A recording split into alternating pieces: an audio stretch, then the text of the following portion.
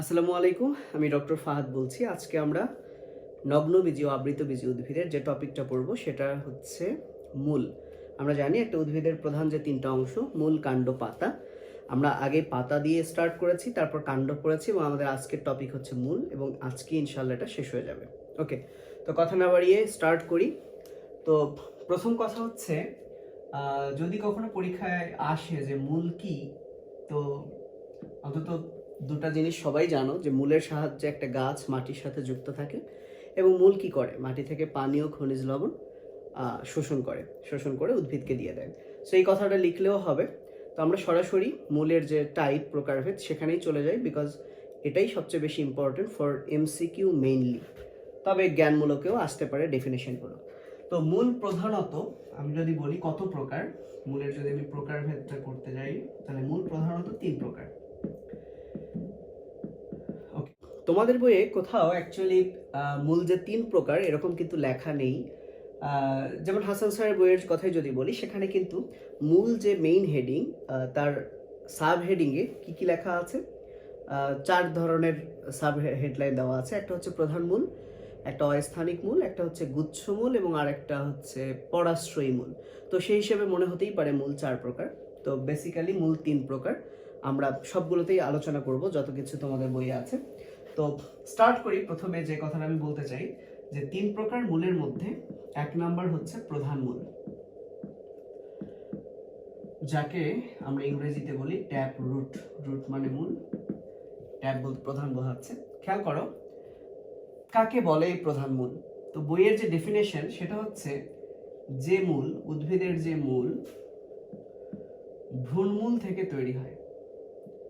তাহলে ভ্রূণমূল থেকে তৈরি হয় যে মূল, সেটাই হচ্ছে মূলত প্রধান মূল। এখন প্রশ্ন হতে পারে, ভাইয়া ভ্রূণমূল জিনিসটা কি? প্রশ্ন হতেই পারে। তো তোমরা নিশ্চয়ই এই ছবিটার সাথে পরিচিত সবাই। এরকম একটা ছবি, এটার নাম হচ্ছে গর্ভাশয়, এটা গর্ভদণ্ড, আর সবার উপরে যেটা, এটা হচ্ছে গর্ভমুণ্ড। তো এই গর্ভাশয়ের ভেতর ডিম্বক থাকে। ওকে, এই গর্ভাশয়ের ভেতর কি থাকে? ডিম্বক থাকে। আমি যদি একটু ডিম্বকটা আঁকি, মনে করো এটা হচ্ছে ডিম্বক, এবং এই ডিম্বকের ভেতর থাকে এই যে ডিম্বাণু, এর সাথে আরো সহকারী কোষ অনেক কিছু আছে। একটু অন্য কালার দিলে ভালো হতো, যাই হোক এটা আমাদের পড়ার বিষয় না। তো একটা আবৃতবীজী উদ্ভিদের এই যে গর্ভাশয়, এটা একটু লিখি, এটা হচ্ছে গর্ভাশয়। ওকে, এটা হচ্ছে এই পুরোটাই হচ্ছে ডিম্বক, আর ডিম্বকের ভেতরে আছে এইটা হচ্ছে ডিম্বাণু। এখন শুক্রাণু যদি এই ডিম্বাণুর সাথে মিলে যায়, কিভাবে মিলবে, প্রসেস আছে। তো মনে করো শুক্রাণু এই ডিম্বাণুর সাথে মিলে গেছে। আমরা সকলেই জানি যে শুক্রাণু ডিম্বাণুর নিষেকের ফলে তৈরি হয় জাইগোট। তাহলে এই জায়গাটাতে কি জাইগোট থাকবে বা জাইগোট তৈরি হবে, এবং আমরা এটাও জানি যে জাইগোটটা ধীরে ধীরে বৃদ্ধি পেয়ে ভ্রূণে পরিণত হয়।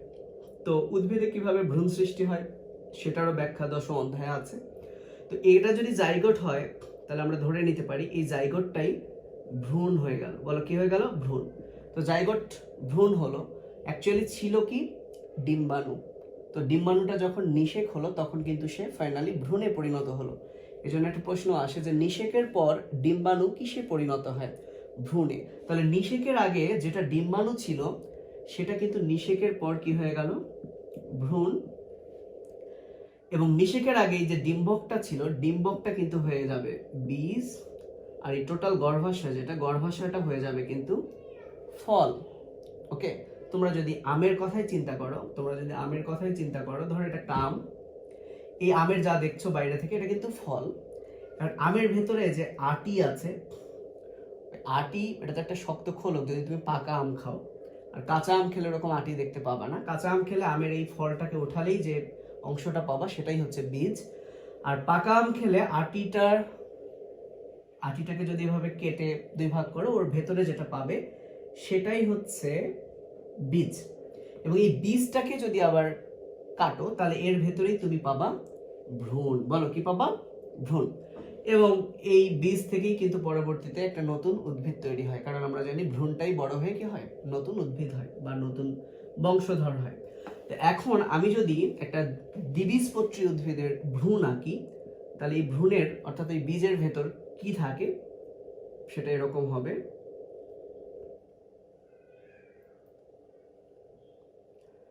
একটা জিনিস খেয়াল করো, এটা যদি একটা ভ্রূণ হয় যেটা আমের ওই বীজের মধ্যে আছে, এই অংশটার নাম হচ্ছে ভ্রূণমূল, যাকে আমরা রেডিকেল বলি ইংরেজিতে। তোমাদের ইংরেজি লাগবে না, ভ্রূণমূল।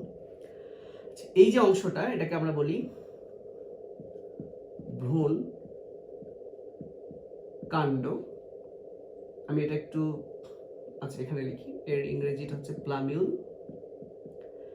আর এই যে দুইটা দেখছো, এই দুইটা হচ্ছে বীজপত্র, যাকে আমরা কোটিলেডন বলতে পারি। এখন দেখো এখানে বীজপত্র দুইটা, তাহলে যে বীজের বীজপত্র দুইটা সেটা হচ্ছে দ্বিবীজপত্রী। তাহলে এটার সাথে একবীজপত্রীর ভ্রূণের পার্থক্য কি? তার বীজপত্র একটা থাকবে। কয়টা থাকবে? একটা। আচ্ছা যাই হোক, তাহলে একটা ভ্রূণের যে তিনটা অংশ, এর মধ্যে একটা হচ্ছে কিন্তু ভ্রূণমূল। তো এই ভ্রূণটা থেকে যখন নতুন একটা উদ্ভিদ হবে, তো উদ্ভিদের যেহেতু মূল কাণ্ড পাতা আছে, তাই না? তাহলে এই উদ্ভিদের মূলটা তৈরি হবে কোত্থেকে? এই ভ্রূণমূল থেকে। তো সেটাই বলা হয়েছে যে উদ্ভিদের মূল এই ভ্রূণমূল থেকে তৈরি হয়, অর্থাৎ ভ্রূণমূলটাই যদি বৃদ্ধি পেয়ে একটা মূল তৈরি হয়, সেটাই হচ্ছে প্রধান মূল। এবং এটাকেই আমরা প্রাইমারি মূলও বলতে পারি। তাহলে প্রধান মূলটাই হচ্ছে কি? প্রাইমারি মূল। এবং এখানে একটা জিনিস খেয়াল করো, ভ্রূণমূল বৃদ্ধি পেয়ে যেটা হলো সেটা কিন্তু মূলত প্রাইমারি মূল। তবে এই মূল থেকে আবার শাখা বের হতে পারে, তখন এই শাখাটাকে আমরা বলবো সেকেন্ডারি মূল। আবার এই শাখা থেকে প্রশাখা বের হতে পারে, তখন আমরা এটাকে বলবো টারশিয়ারি মূল। তো অ্যাকচুয়ালি এই যে ভ্রূণমূল বৃদ্ধি পেয়ে যে প্রাইমারি মূল হলো, এবং এই প্রাইমারি মূল থেকে যে শাখা এবং প্রশাখা বের হলো, এই পুরোটাই সবাইকে মিলেই কিন্তু এটা হচ্ছে প্রধান মূল। তো এটাকে আলাদা করে প্রাইমারি মূল না লিখলেও চলে, প্রধান মূল মানে প্রাইমারির সাথে এগুলোও কিন্তু থাকবে। ঠিক আছে? তো কোনো এক বইয়ে প্রাইমারি মূল লেখা ছিল তাই লিখেছিলাম, তোমরা লিখবা না। তাহলে প্রধান মূল কাকে বলে? যদি ডেফিনেশনটা আসে আমরা কি লিখবো? আসলে আমরা লিখবো যে মূল ভ্রূণমূল থেকে উৎপন্ন হয় তাকেই প্রধান মূল বলে। ওকে? যে তাহলে এই প্রধান মূলে কি কি থাকে? একটা প্রাইমারি মূল থাকে এবং সেখান থেকে সেকেন্ডারি এবং টারশিয়ারি মূল থাকতে পারে, আবার নাও পারে। ওকে, বোঝা গেল? তো এখন কথা হচ্ছে সেকেন্ড টাইপ মূলটা দেখি যে তাহলে সেটা কেমন। তো 2 নাম্বার যে মূল সেটাকে বলা হয়েছে অস্থানিক মূল। ইংরেজি হচ্ছে অ্যাডভেন্টিশাস রুট।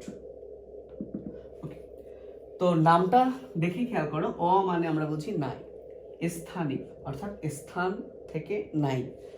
তো ঘটনা হচ্ছে একটা উদ্ভিদের মূল হতে গেলে সেটা ভ্রূণের যে মূল সেখান থেকেই তৈরি হওয়া উচিত, অর্থাৎ একটা মূল তৈরি হওয়ার একটা নির্দিষ্ট স্থান আছে, সেই স্থানটা হচ্ছে ভ্রূণমূল। কিন্তু যদি কোনো কারণে ভ্রূণমূল থেকে তৈরি না হয়ে, এটা ভ্রূণমূল এতটুকু মনে করো, এই ভ্রূণমূল থেকে তৈরি না হয়ে অন্য কোনো অংশ থেকে, উদ্ভিদের অন্য কোনো অংশ থেকে মূলটা যদি তৈরি হয়, সেটা হতে পারে কাণ্ড থেকে তৈরি হলো, সেটা হতে পারে পাতা থেকে তৈরি হলো, তখন আমরা সেটাকে বলবো অস্থানিক মূল। বুঝতে পেরেছো? তাহলে অস্থানিক মূল কি? যে উদ্ভিদের মূল ভ্রূণমূল থেকে তৈরি না হয়ে উদ্ভিদের অন্যান্য অংশ থেকে তৈরি হয়। তবে এই অন্যান্য অংশের মধ্যে আরো একটা জিনিস হবে না, সেটা আমরা একটু পরেই বলে দিব।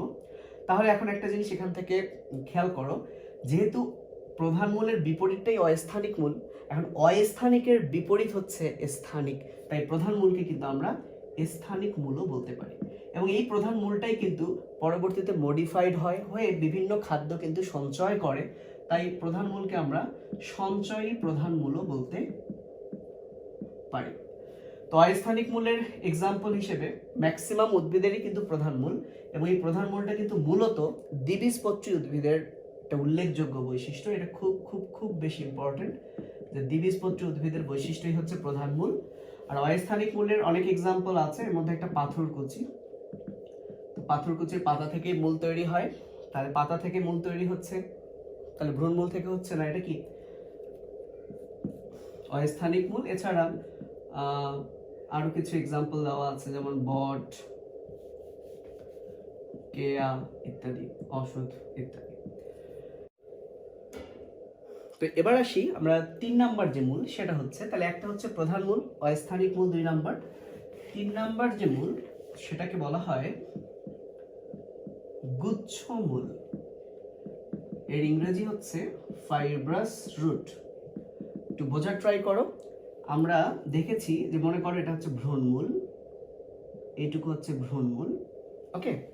তো এই ভ্রূণমূল থেকে যে মূলটা তৈরি হয় সেটা হচ্ছে প্রধান মূল, এটা আমরা কিন্তু বলেছিলাম।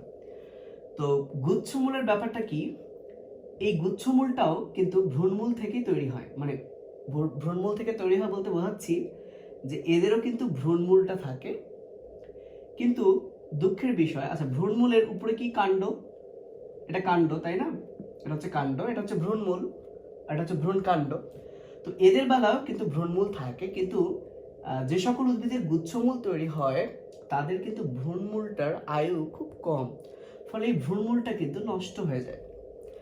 নষ্ট হয়ে গেলে যেটা হয়, তো মূল তো তৈরি হতে হবে, তখন যেহেতু তাদের ভ্রূণমূল নাই, তাহলে ভ্রূণমূল চলে গেলে থাকলো কি এই অংশটা, এবং এই অংশটা হচ্ছে কাণ্ডের একদম নিচের অংশ। তখন এই নিচের এই অংশ থেকেই এরকম গুচ্ছাকারে অনেকগুলো মূল তৈরি হয়। তোমরা একটা ধান গাছ এভাবে উঠাও বা গম গাছ যদি উঠাও, দেখবা গাছের গোড়ায় এরকম গুচ্ছ আকারে এরকম অনেকগুলো মূল আছে, এটাই হচ্ছে কিন্তু গুচ্ছ মূল। এখন প্রশ্ন হতে পারে যে ভাইয়া এটা তো ভ্রূণমূল থেকে হলো না, তাহলে এটাকে তো অস্থানিক মূল বলা হয়। তাহলে আসলে অস্থানিক মূলের ডেফিনেশনটা হবে এরকম, যে মূল ভ্রূণমূল এবং কাণ্ডের নিচ থেকে উৎপন্ন না হয়ে অন্যান্য অংশ থেকে উৎপন্ন হয়, সেটাই হচ্ছে অস্থানিক মূল, ওকে। তাহলে মূল 3 ধরনের, যেটা ভ্রূণমূল থেকে উৎপন্ন হয় সেটা প্রধান মূল, যেটা ভ্রূণমূল নষ্ট হয়ে যাওয়ার কারণে কাণ্ডের নিচ থেকে গুচ্ছাকারে তৈরি হয় সেটা গুচ্ছমূল, আর যেটা এই কাণ্ডের নিচ অথবা ভ্রূণমূল কোনোটি থেকে তৈরি না হয়ে অন্যান্য অংশ থেকে তৈরি হয় সেটাই হলো অস্থানিক মূল। আশা করি বুঝতে পেরেছো। তাহলে যেহেতু ধান গমের কথা বললাম, ধান গম হচ্ছে একবীজপত্রী উদ্ভিদ, তাহলে একবীজপত্রী উদ্ভিদের গুচ্ছমূল থাকে। তাহলে প্রধান মূল হচ্ছে দ্বিবীজপত্রী উদ্ভিদের উল্লেখযোগ্য বৈশিষ্ট্য, আর গুচ্ছমূল হচ্ছে একবীজপত্রী উদ্ভিদের উল্লেখযোগ্য বৈশিষ্ট্য। তোমরা বারবার এরকম করে পড়তে পারো, একগুচ্ছ একগুচ্ছ একগুচ্ছ একগুচ্ছ, অর্থাৎ একবীজপত্রী হচ্ছে গুচ্ছমূল। বুঝতে পেরেছো? ওকে, এবার আসা যাক 4 নাম্বার। তো মূল তো 3 প্রকার, তো হাসান স্যারের বইয়ে 4 নাম্বার যে মূলের কথা বলা আছে সেটা হচ্ছে পরাশ্রয়ী মূল, যার ইংরেজি হচ্ছে এপিফাইটিক রুট। তোমরা শৈবাল ছত্রাক পড়ে থাকলে দেখবা এপিফাইট বলে একটা কথা আছে। এপিফাইট, এপি মানে উপরে, যে উদ্ভিদ অন্য উদ্ভিদের উপরে জন্মায় বা অন্য উদ্ভিদের গায়ে জন্মায়, তোমরা দেখে থাকবা অনেক উদ্ভিদের চারদিকে পেঁচিয়ে পেঁচিয়ে অনেক উদ্ভিদ জন্মেছে, তো সেগুলোই হচ্ছে পরাশ্রয়ী উদ্ভিদ। যারা পরের উপর আশ্রয় নেয় তারা হচ্ছে পরাশ্রয়ী উদ্ভিদ বা এপিফাইটিক উদ্ভিদ, এবং এই উদ্ভিদের মূলটাই হচ্ছে এপিফাইটিক মূল। তো ব্যাপারটা কেমন, তোমরা যারা অর্কিড মূল দেখেছো চিত্রে দেখে নাও। তো চিরসবুজ বনাঞ্চলের যে উদ্ভিদ, ধরো এটা একটা বড় উদ্ভিদ, এই উদ্ভিদের কাণ্ডের মনে করো এটা পর্ব। তো আমরা জানি নর্মালি পর্ব থেকে পাতা তৈরি হয়। তো অর্কিড উদ্ভিদের বেলায় কি হয়, অর্কিড উদ্ভিদের যে মূল সেটা এই চিরসবুজ বনাঞ্চলের যে উদ্ভিদের পর্ব, সেই পর্ব থেকেই কিন্তু তৈরি হয় এটা এরকম উপরের দিকে বৃদ্ধি পেতে থাকে। তাহলে খেয়াল করো তো, এই মূলটা, ধর এটা অর্কিড উদ্ভিদের মূল, এই মূলটা কি ভ্রূণমূল অথবা কাণ্ডের নিচ থেকে উৎপন্ন হলো না, তাহলে এটা এক ধরনের অস্থানিক মূল।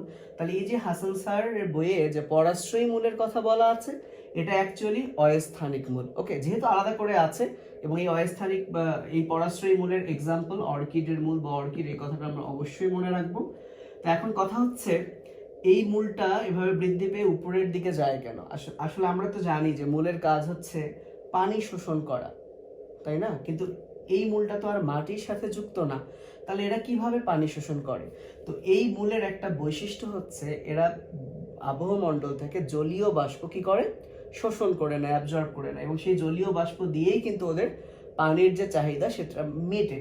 পাশাপাশি যেহেতু এই বড় বড় বনাঞ্চলের পাতা দিয়ে তারা কি ঢাকা পড়তে পারে, সূর্যের আলো নাও পেতে পারে, তাই তারা এরকম উপরের দিকে বৃদ্ধি পায় যাতে সূর্যের আলোটা কি পায়, কারণ তাদেরও সালোক সংশ্লেষণের দরকার আছে। তো এই হচ্ছে আমাদের মূল। তাহলে আমি যদি একটু সামারি করি, মূল 3 প্রকার মেইনলি। প্রধান মূল, নামের মধ্যেই আছে দেখো প্রধান। আর সবচেয়ে উন্নত উদ্ভিদ কি? দ্বিবীজপত্রী, তাই না? দুনিয়ার সবচেয়ে উন্নত উদ্ভিদ দ্বিবীজপত্রী, তারা যেটা সবচেয়ে উন্নত তারই কি থাকা উচিত ভাই? প্রধান মূল। আর গুচ্ছ মূল যেটা এক গুচ্ছ। পাশাপাশি অস্থানিক মূল বুঝতেই পারলা, বাদ বাকিগুলো। এবং আলাদা করে পরাশ্রয়ী যে মূল সেটা হচ্ছে অর্কিডের মূল। তো আশা করি বুঝতে পেরেছো। ধন্যবাদ সবাইকে। আসসালামু আলাইকুম।